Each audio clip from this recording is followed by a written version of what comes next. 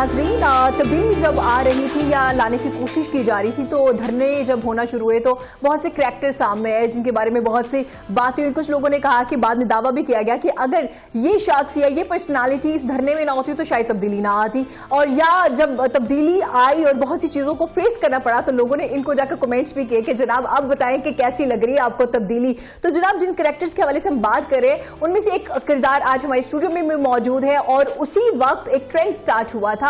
Founder रहेंगे उस trend के कि जनाब उस वक्त धरने में जो एक नगमे बजाने का ट्रेंड था ये वहीं से इसका आगाज किया गया। उसके बाद लोगों ने बड़ा इंटरटेन किया। कुछ धरने में लोग जाते थे तब्दीली लाने के लिए, आवाज बुलंद करने के लिए, और कुछ लोग एंजॉय करने जाते थे। ऑफ कोर्स जब धरने में डीजे बट मौजूद होगा तो क्यों ना लोग वहां पे एंजॉय करने भी जाएंगे। तो आज हमारे स्टूडियो में मौजूद है डीजे बट, उनको वेलकम करते हैं। अस्सलाम वालेकुम, अ वेरी गुड मॉर्निंग, कैसे हैं आप?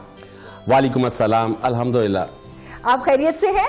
बहुत शुक्रिया आपका, आपने अपने प्रोग्राम में मुझे इनवाइट। आपका भी बहुत शुक्रिया, आप हमारे स्टूडियो में आए। और अब आप बताएं कि आपको तब्दीली कैसी लग रही है और तब्दीली के बाद भी इतनी स्माइल कर रहे हैं आप। आप बताइए कि तब्दीली से अब आपको आराम है? सर हमें आराम है। आपने ये राम दिलाने के लिए बड़ी मेहनत की है, 126 दिन आपने वहां पे लगाए हैं। आप बताएं आपकी तब्दीली कैसी जा रही है?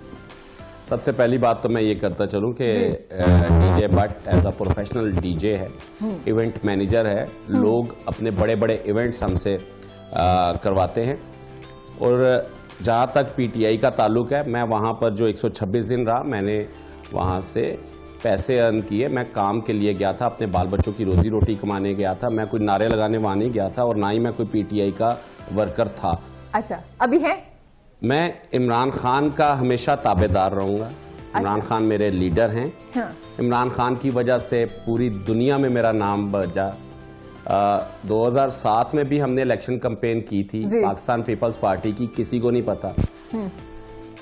जब मियां नवाज शरीफ साहब पाकिस्तान दोबारा वापस आए मुशर्रफ दौर के बाद, वो पूरे कंटेनर्स बजाज नियाजी ने तैयार किए, उसका पूरा ऑडियो मैंने सेट किया। आज तक किसी को नहीं पता, लेकिन जब से पीटीआई के जलसे नगमे मैंने यहाँ पर बजाना शुरू किए तो इमरान खान वाहिद लीडर हैं जो मेरे काम को सराहते थे और मुझे हमेशा अप्रिशिएट करते थे, जिसका प्रूफ मेरे ऑफिस में लगे हुए हैं। आपको तब्दीली रास आ गई? देखें, जितने ताने मुझे सुनने पड़ते हैं ना, मैं इजी हूँ, लोगों को ना इजी एसेस हूँ। लोग मुझे ये सेम जैसे आप कह रहे हैं वो सर, मैं तो अचानक से एक सवाल कर रही हूँ कि आपको तब्दीली रास आ गई? सर मैंने कहा ना कि लोग मुझसे कहते हैं हाँ सुना मजा आ रही तब्दीली दा, तो बहुत से लोग जो उनसे हैं वो अब ये वीडियो देख रहे होंगे और वो कमेंट्स में बड़ा कुछ कहेंगे। बट फिर मैं एक बार आपसे ये बात करूंगा कि अगर कोई एक्सपर्ट आदमी अपनी एक्सपर्टीज दिखाता है तो पाकिस्तान का ऐसा लीडर जिसे पूरी दुनिया में सराहा जा रहा हो और वो उसकी तारीफ करे, और एक दफ़ा नहीं, दो दफ़ा नहीं, मैनी टाइम्स वो उसको एप्रिसिएशंस दे और वो ऑफिशियल ऑडियो इंजीनियर बना ले, तो दैट्स वाई मैं ख़ानदानी आदमी हूँ। मैं कभी भी इमरान खान की इन सब चीज़ों को नहीं भूल सकता। बाकी मुल्क के जो हालात चल रहे हैं, तब्दीली के जो हालात चल रहे हैं, उससे ओबियसली मैं भी तंग हूँ। सबसे ज्यादा ताने मुझे अपनी बहनों से, अपनी फैमिली से, अपने बेगम से, बच्चों से सुनने पड़ते हैं। बच्चे कहते हैं पॉकेट मनी बढ़ाओ हमारा, इसमें अब गुजारा नहीं होता, नान इतना महंगा हो गया, कैंटीन इतनी महंगी होगी, ठीक है। बेगम कहती है मेरा खर्चा बढ़ाओ भाई, हमसे ये एक्सपेंस जो से हैं वो नहीं कवर होते। बहनें कहती हैं कि उसके साथ साथ पूरी वो जो लोग मेरी खातिर पीटीआई में है वो सभी मुझे हर्ट तो करते हैं, लेकिन मैं अभी भी एक आस में हूँ, इंशाल्लाह ताला तब्दीली आएगी, अच्छे दिन आएंगे, पॉजिटिव अच्छे दिन आएंगे। ये उम्मीद तो बिल्कुल नहीं छोड़नी चाहिए, उम्मीद पे ही दुनिया कायम है और अच्छी बात है।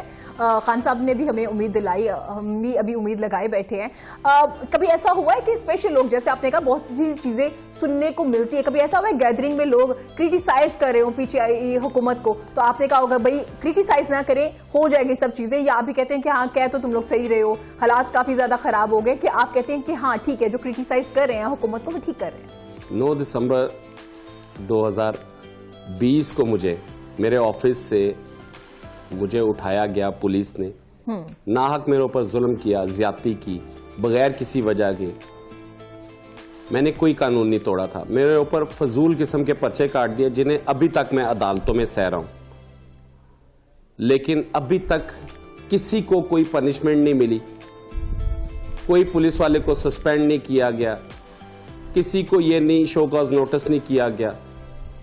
डीआईजी से लेकर सीसीपीओ से लेकर एसपी से लेकर डीएसपी से लेकर वो तमाम सिपाही जो 24 के 24 लोग मेरे ऑफिस में मुझे इस तरह से उठाया जैसे मैं कोई बहुत बड़ा दहशतगर्द हूं, और जिस तरह मुझे मारते पीटते घसीटते मेरे ऑफिस से लेकर गए और अदालत वो उधर जो लॉकअप में मॉल्टन थाने में जिस तरह मुझे बंद किया और सुबह मुझे एक दहशतगर्द की तरह हथकड़ियां लगाकर अदालत में मुझे पेश किया। तो मैं ये समझता हूं कि खान साहब ने वादा किया था कि पुलिस में रिफॉर्म्स लेकर आएंगे, और मैं वेट कर रहा हूं वो रिफॉर्म्स इंशाल्लाह ताला जल्द आ जाएंगे और एक आम आदमी को पुलिस उस तरीके से नहीं कर सकेगी जैसे पहले करती है। और शायद आपके इस प्रोसेस से मेरी ये सब चीजें दोबारा से इमरान खान साहब तक पहुंच जाएं और खान साहब पुलिस के अंदर जो चेंजिंग्स हैं, जो तब्दीली आप लाना चाहते हैं, जो कि बहुत जरूरी है, वो बहुत जरूरी है, बिल्कुल वो आनी चाहिए। वो पहली हुकूमतों में भी बहुत जरूरी थी, वो इस हुकूमत में भी बहुत जरूरी है।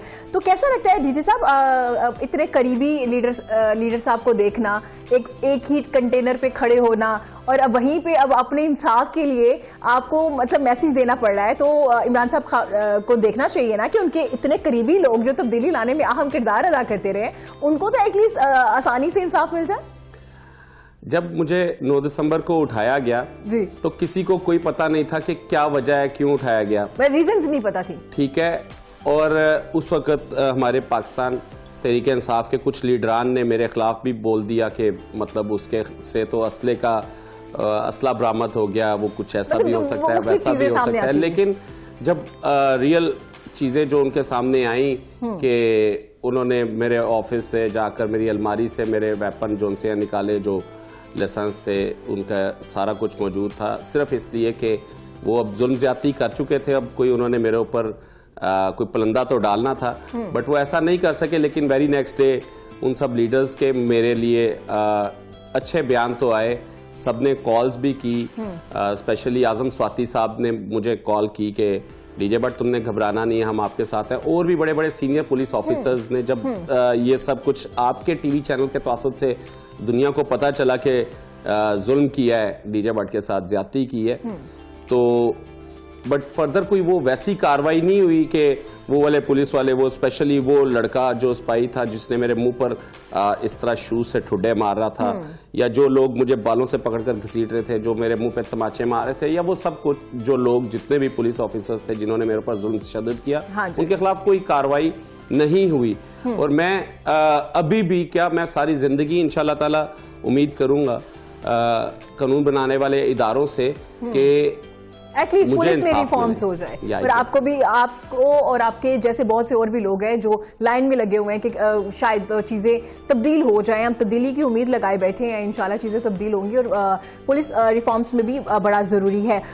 डीजी साहब, असल नाम आसिफ नजर बट है आपका, कितने लोग जानते हैं?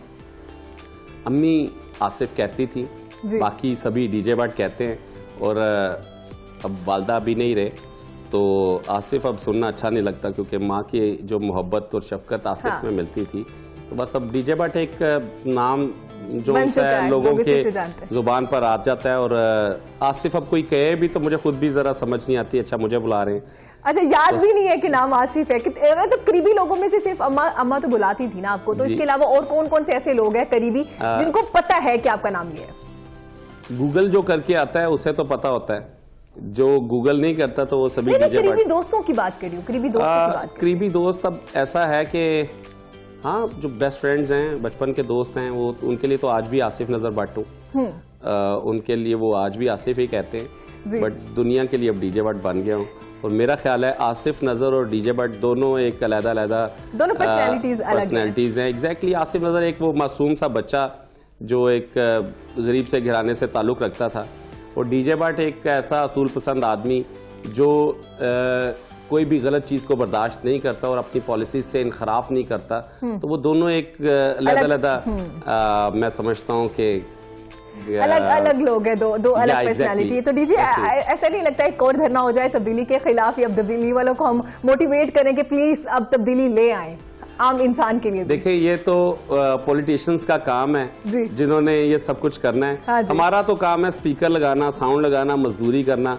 हमें जो भी पैसों के लिए अवज बुलाएगा, हाँ जी। हमारी सर्विसेज लेगा, हम जरूर जाएंगे। हाँ। और आपको एक बात क्लियर करता चलूं, जी, जी। 2014 16 सितंबर को मैं अडयाला जेल से जैसे ही मुझे वहां से फ्री किया गया, मैं जमानत पे वहां से रिहा किया गया, तो मैं बाहर जब आया तो मैंने उस वक्त भी यही कहा था कि मुझसे आपके चैनल ने पूछा कि अब कहाँ जा रहे हैं, तो मैंने कहा मैं धरने में वापस जा रहा हूँ। अच्छा, धरने में वापस जा रहे जी, हैं? एग्जैक्टली। हाँ। मैंने वहां पर अपना सामान लगाया था, मेरा कारोबार था, मेरा बिजनेस था, मुझे पैसा आ रहा था। जाहिर है। तो मैं आज भी यही बात करूंगा कि अगर मुझे कोई भी पॉलिटिकल पार्टी बुलाती है, चाहे वो ऑपोजिशन पार्टी है या कोई भी हमारे पाकिस्तान की पॉलिटिकल पार्टी, तो आप उनके धरने में भी जाएंगे? बिल्कुल जाऊंगा। क्यों? मैं मेरे लिए जो बिजनेस है वो बिजनेस है, वो पीटीआई के लिए वक्फ है। मुझे बताएं, पाकिस्तान तहरीक इंसाफ में जिनकी शुगर मिलें हैं, जिनके पेट्रोल पंप है, जिनके जनरल स्टोर्स हैं, जिनकी मिलें हैं, कारखाने हैं, उनका क्या पीटीआई के लिए सिर्फ बिजनेस बिकता है क्या? वो उनके पेट्रोल पंप पे लिखा हुआ है कि यहाँ पर पीटीआई वाले पेट्रोल डलवाएंगे, बाकी जमातें नहीं। ठीक हो गया। आपकी सर्विसेज तमाम पार्टीज के लिए मौजूद है, जिन्होंने अपनी सर्विसेज लेनी है, ऑफ कोर्स आपको पैसे पे करने पड़ेगा, आप सर्विसेज ले सकते हैं। बहुत शुक्रिया डीजे भट्ट, आपका आपके कीमती वक्त है। एक बड़ी मजे की गुफ्तगू रही। नाजरीन, हाजिर होंगे एक छोटी सी ब्रेक के बाद। हमारे साथ रहिएगा, देखते रहिएगा पाकिस्तान के साथ।